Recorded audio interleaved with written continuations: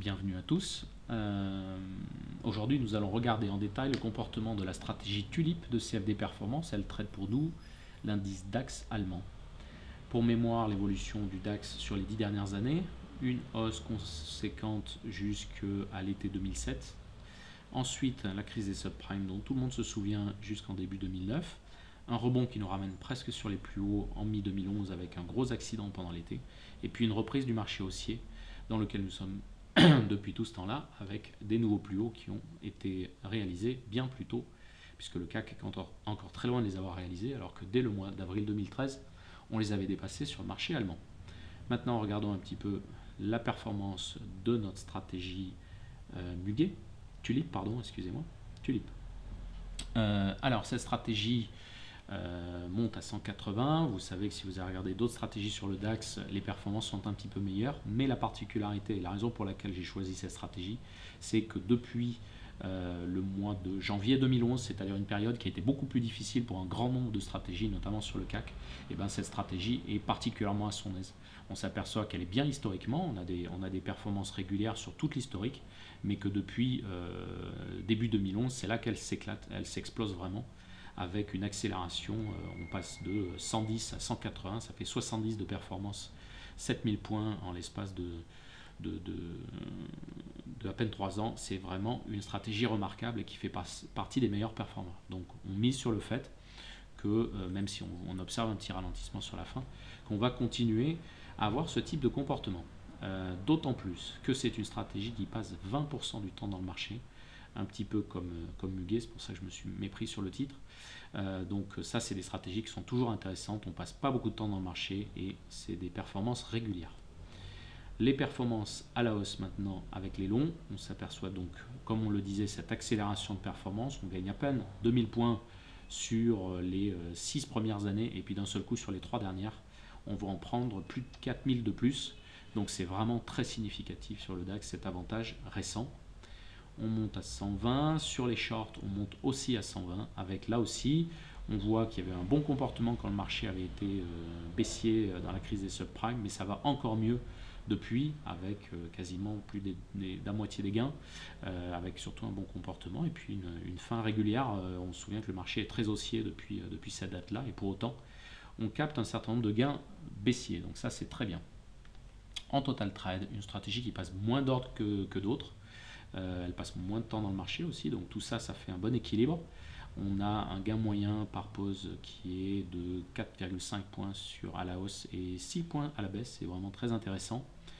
Un ratio gain-perte qui est très bien, et puis des gains moyens qui sont assez substantiellement supérieurs aux pertes moyennes.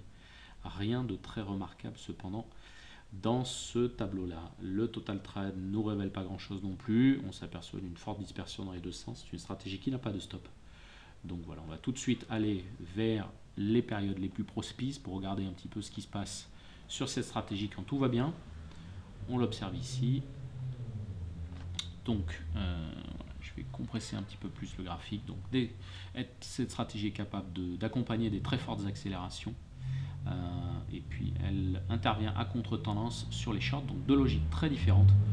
On rentre sur les hausses quand elle accélère et on essaye d'accompagner. Là c'est pas le cas, on sort à la fin de la journée quoi qu'il arrive, et on rentre le matin quand il y a une consolidation du marché. C'est un comportement qu'on a déjà vu sur certaines stratégies.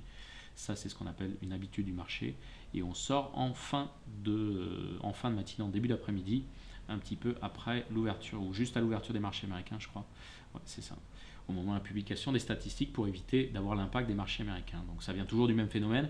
On a les marchés européens qui ont tendance à anticiper un petit peu trop ce qui se passe sur les marchés américains, et donc ils consolident après une fois que le marché est ouvert en attendant une nouvelle direction. Et si ce comportement avait pas mal disparu à certains moments, notamment sur le CAC, on observe que sur le DAX il est beaucoup plus important. Maintenant, on va à une période qui ne s'est pas bien déroulée, par exemple celle-ci.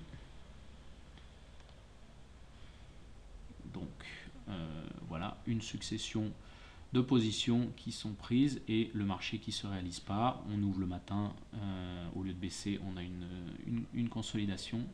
Et puis, ça se passe 3 jours consécutivement. Donc, en règle générale, la règle est assez simple. Si on ouvre en hausse, par rapport à un certain niveau la veille, on se passe en short et puis on accompagne jusqu'à la sortie en début d'après-midi.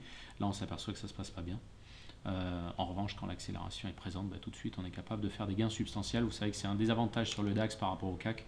On a une fourchette qui est, c'est-à-dire l'écart entre le prix acheteur et le prix vendeur qui n'est que de 1 point la plupart du temps, même parfois 0,5, alors qu'on a un contrat qui, à cette époque-là, valait 4005, donc comme le CAC aujourd'hui, mais qui depuis a doublé, qui vaut 9800 points. Donc ça veut dire qu'on a un ratio très intéressant entre la précision du prix que l'on achète et le mouvement que va faire le marché, puisque 1% sur le DAX, c'est à peu près 100 points, alors qu'1% sur le CAC, c'est simplement 44 points. Donc on a en 1% un déplacement beaucoup plus important et l'effort qu'on fait à l'achat, c'est-à-dire le 1 point qu'on va laisser au marché, est beaucoup plus faible. Et donc c'est un marché qui est plus traité. Il est plus traité, donc il est plus volatile et donc il se déplace encore plus vite que le CAC. Donc c'est pour ça qu'on a des stratégies qui sont actuellement beaucoup plus intéressantes sur le DAX que sur le CAC. Pour mémoire, la courbe de performance de Tulip.